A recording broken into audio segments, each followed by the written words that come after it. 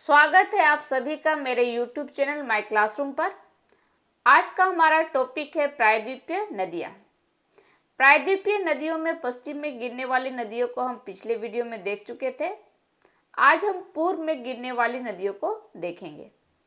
अगर आप मेरे पिछले वीडियो नहीं देखे हैं तो ऊपर आए बटन पर एक लिंक आ रहा होगा, इस बटन पर क्लिक करके आप इस वीडियो को देख सकते हैं। तो चलिए बिना देरी किए आज का क्लास शुरू करते हैं। सबसे पहले मैं बता दूं कि आज हम पूर्व में गिरने वाली नदियों में कावेरी नदी, कृष्णा नदी, गोदावरी नदी, महानदी, दामोदर नदी, ब्राह्मणी नदी और स्वर्णरेखा नदी को देखेंगे। सभी नदियों को हम लोग एक एक करके देखेंगे। यह वीडियो परीक्षा की दृष्टि से बहुत महत्वपूर्ण है। आप लोग इस वीडियो को अंत तक देखिए ताकि आपको अधिक से अधिक फायदा हो सके। और अगर आप इस चैनल पर नए हैं तो इस चैनल को सब्सक्राइब कीजिए ताकि इस तरह का वीडियो मिलते रहे। और यह वीडियो आपको अच्छा लगता है तो वीडियो को लाइक भी कीजिए। पहला नदी है कावेरी नदी। कावेरी नदी का उद्गम ब्रह्मगिरि से होती है और यह कर्नाटक के पश्चिमी घाट में है। ठीक, पश्चिमी घाट में एक पर्वत है ब्रह्मगिरि और इसी पर्वत से कावेरी नदी का उद्गम होता है। ठीक है, इस मैप पर देख सकते हैं ये पश्चिमी घाट है और यह महाराष्ट्र से तमिलनाडु तक विस्तृत है। पश्चिमी घाट महाराष्ट्र से तमिलनाडु तक विस्तृत है। इसी पर्वत के ढलान पर, मतलब ब्रह्मगिरि पर्वत के ढलान पर ताल कावेरी नामक स्थान है। ठीक, इसे ताला कावेरी भी कहा जाता है। यहीं से इस नदी का उद्गम होता है। ठीक, ताल कावेरी का अपना एक धार्मिक महत्व है। लोग यहाँ स्नान के लिए आते हैं। ठीक है, कावेरी एक सदानीरा नदी है, मतलब सदा वाहिनी नदी है। साल भर इसमें पानी भरा रहता है। इस नदी की लंबाई लगभग 800 किलोमीटर है। ठीक है, इसका लंबाई जो है वो 800 किलोमीटर है। इसकी सहायक नदियों में हेमावती, शिमसा, अर्कावती, काबिनी, भवानी, नोयल, अमरावती प्रमुख है। ठीक है, इसकी ये सब सहायक नदी है। तो कौन कौन सी है और एक बार दोहराते हैं। हेमावती, शिमसा, अर्कावती, काबिनी, भवानी, नोयल, अमरावती। ये नदी कर्नाटक और तमिलनाडु राज्य में बहती है। दो राज्यों में बहती है, कर्नाटक और तमिलनाडु। आगे है इसका मुहाना। इसका मुहाना बंगाल की खाड़ी है। यह नदी बंगाल की खाड़ी में गिरती है। ठीक है, यह नदी बंगाल की खाड़ी में गिरती है। चलिए नदी से जुड़े कुछ प्रमुख तथ्यों को देखते हैं। कर्नाटक में सिंचाई के लिए कावेरी पर बने हुए बांधों में सबसे बड़ा कणम्बाड़ी का बांध है। इस बांध के कारण जो विशाल जलाशय बना है, मतलब बांध के पीछे का जो जलाशय है उसका नाम है कृष्णराज सागर। ठीक है, इसके पीछे जो विशाल जलाशय है उसका नाम है कृष्णराज सागर। दूसरी नदी है कृष्णा नदी। इस नदी का उद्गम महाबलेश्वर से होता है और ये भी पश्चिमी घाट में स्थित है। महाबलेश्वर कौन सा राज्य में पड़ता है? तो महाराष्ट्र राज्य में। इससे क्लियर हो गया होगा कि कृष्णा नदी का उद्गम कौन सा राज्य में होता है? तो महाराष्ट्र राज्य में। महाराष्ट्र के पश्चिम घाट में महाबलेश्वर से कृष्णा नदी का उद्गम होता है। आप इस मैप पर देख सकते हैं, पश्चिमी घाट में है ये महाबलेश्वर पर्वत और यहीं पर कृष्ण नदी का उद्गम होता है। कृष्ण नदी की लंबाई, कृष्ण नदी की लंबाई है 1288 किलोमीटर। ठीक है, ये लगभग में है 1288 किलोमीटर। यह भी भारत की लंबी नदियों में से एक है। आगे इसकी सहायक नदियों को देखेंगे। इसकी प्रमुख सहायक नदियां हैं कुडाली, वेना, कोयना, पंचगंगा, दूधगंगा, तुंगभद्रा, घाटप्रभा, मालप्रभा, मूसी और भीमा। इसे याद कर लेना है। कुडाली, वेना, कोयना, पंचगंगा, दूधगंगा, तुंगभद्रा, घाटप्रभा, मालप्रभा, मूसी और भीमा। ठीक है, इस नदी की मुख्य धारा 4 राज्यों से होकर बहती है। तो कौन कौन सा राज्य है? महाराष्ट्र, कर्नाटक, तेलंगाना और आंध्र प्रदेश। कौन कौन सा राज्य? तो महाराष्ट्र, कर्नाटक, तेलंगाना और आंध्र प्रदेश।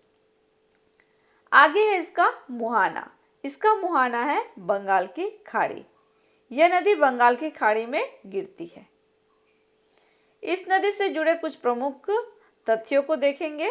तो यह नदी 2 जलप्रपात का निर्माण करती है, शिवसमुद्रम और श्रीरंगपट्टनम। ठीक है, शिवसमुद्रम और श्रीरंगपट्टनम जलप्रपात। कृष्णा नदी अच्छा से क्लियर हो गया होगा। चलिए आगे हम गोदावरी नदी को देखेंगे। गोदावरी नदी का उद्गम त्रयंबकेश्वर ब्रह्मगिरी पर्वत श्रृंखला से होता है, जो महाराष्ट्र राज्य में है। आप इस मैप पर भी देख सकते हैं। महाराष्ट्र में ये पश्चिमी घाट है और यह है ब्रह्मगिरी पर्वत श्रृंखला, और इसी पर्वत श्रृंखला पर एक स्थान है त्रयंबकेश्वर, और यहीं से गोदावरी नदी का उद्गम होता है। इस नदी को दक्षिण गंगा भी कहा जाता है। ठीक है, यह दक्षिण का गंगा भी कहा जाता है। यह प्रायद्वीपीय नदियों में सबसे लंबी और बड़ी नदी है। ठीक है, ये प्रायद्वीपीय भारत का सबसे बड़ी और सबसे लंबी नदी भी है।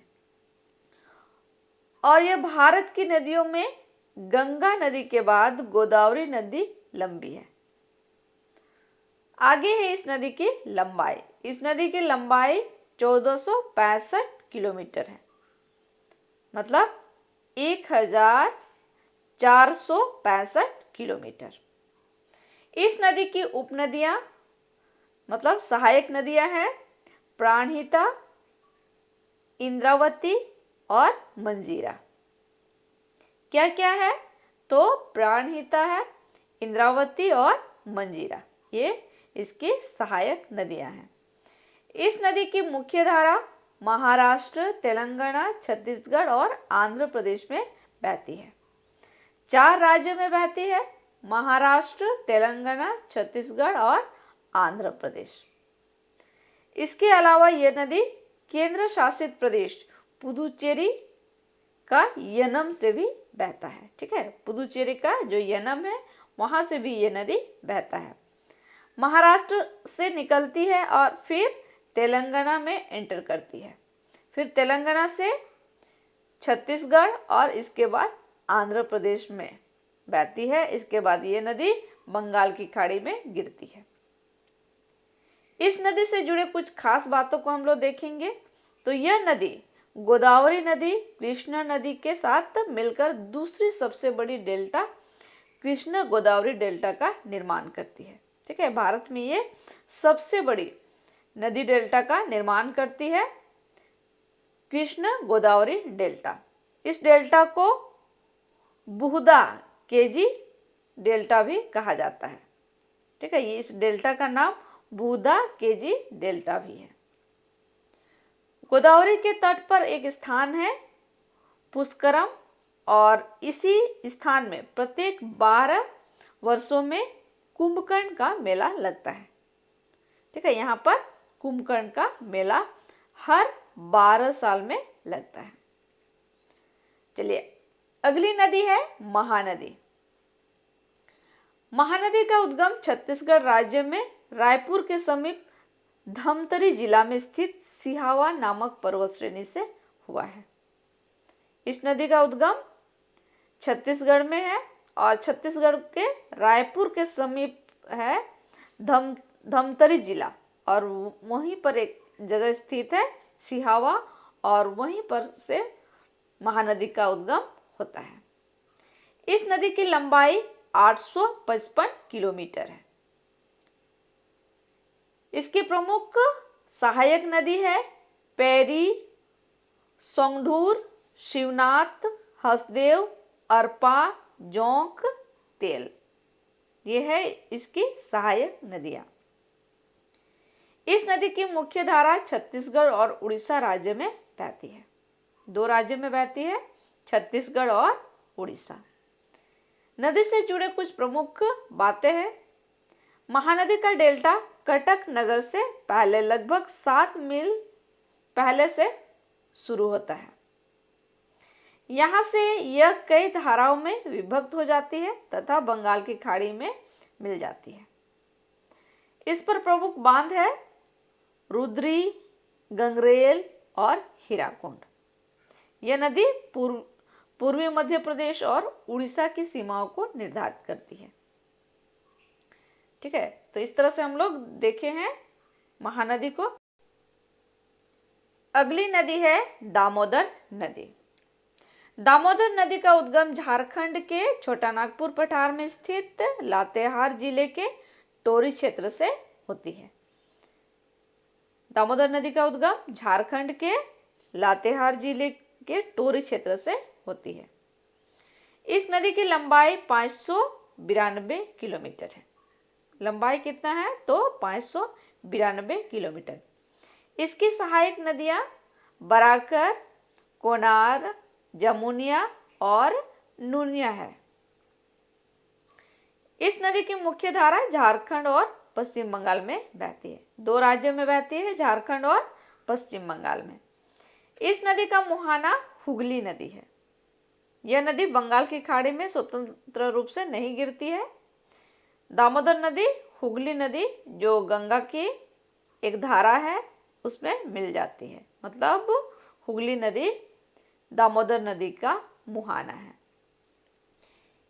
इस नदी से जुड़े कुछ खास बात है।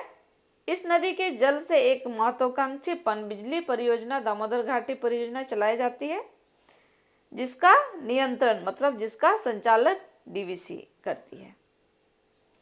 इस नदी को बंगाल का शोक भी कहा जाता था, क्योंकि यह नदी बंगाल में बाढ़ के लिए मुख्य कारण था। हर साल इस नदी में बाढ़ आता था, लेकिन इस परियोजना के कारण इसमें नियंत्रण पा लिया गया है। चलिए नेक्स्ट देखते हैं ब्राह्मणी नदी। यह नदी दक्षिणी कोयल और शंख नदी के संगम से बनी है। ये दो नदी के संगम से बनी है, दक्षिणी कोयल और शंख नदी। दक्षिणी कोयल और शंख नदी का उद्गम झारखंड में होता है, और जब ये नदी उड़ीसा में राउरकेला के समीप आपस में मिलती है तो वहां से इसका नाम ब्राह्मणी नदी पड़ जाता है। इस नदी की लंबाई लगभग 799 किलोमीटर है। इसका लंबाई कितना है तो 799 किलोमीटर है। इस नदी की मुख्य धारा झारखंड और उड़ीसा में बहती है। दो राज्यों में बहती है, झारखंड और उड़ीसा में। इस नदी का मुहाना बंगाल की खाड़ी है, मतलब बंगाल की खाड़ी में गिरती है। नेक्स्ट हम लोग देखेंगे स्वर्णरेखा नदी। इस नदी का उद्गम छोटा नागपुर पठार में स्थित पिस्का नगरी से होता है, और यह रांची में है, मतलब रांची के समीप है पिस्का नगरी, और यहीं से स्वर्णरेखा नदी निकलती है। इस नदी की लंबाई 395 किलोमीटर है। ठीक है, इसका लंबाई 395 किलोमीटर है। इसकी सहायक नदियां दुलांग नदी, कांची नदी, खरकई, करकरी नदी, रारू नदी प्रमुख है। मतलब ये इसकी सहायक नदियां हैं। इस नदी की मुख्य धारा झारखंड, पश्चिम बंगाल और उड़ीसा में बहती है। 3 राज्य में बहती है, झारखंड, पश्चिम बंगाल और उड़ीसा में। इसका मुहाना बंगाल की खाड़ी है, मतलब बंगाल की खाड़ी में गिरती है। इस नदी से जुड़ी कुछ खास बातें हैं। ये झारखंड की एकमात्र नदी है जो स्वतंत्र रूप से बंगाल की खाड़ी में गिरती है। ये नदी स्वतंत्र रूप से बंगाल की खाड़ी में गिरती है। और इस प्रकार से पूर्व में गिरने वाली नदियों को हम लोगों ने समाप्त कर दिए हैं। और अंत में यहाँ एक चार्ट दिया गया है, इसमें देख सकते हैं पहला कॉलम में नदी का नाम है, दूसरा में उद्गम स्थल, तीसरा कॉलम में राज्य और चौथा में इसका मुहाना दिया गया है। जैसे यहाँ पहला रो में कावेरी नदी है, इसके बगल में उद्गम दिया गया है।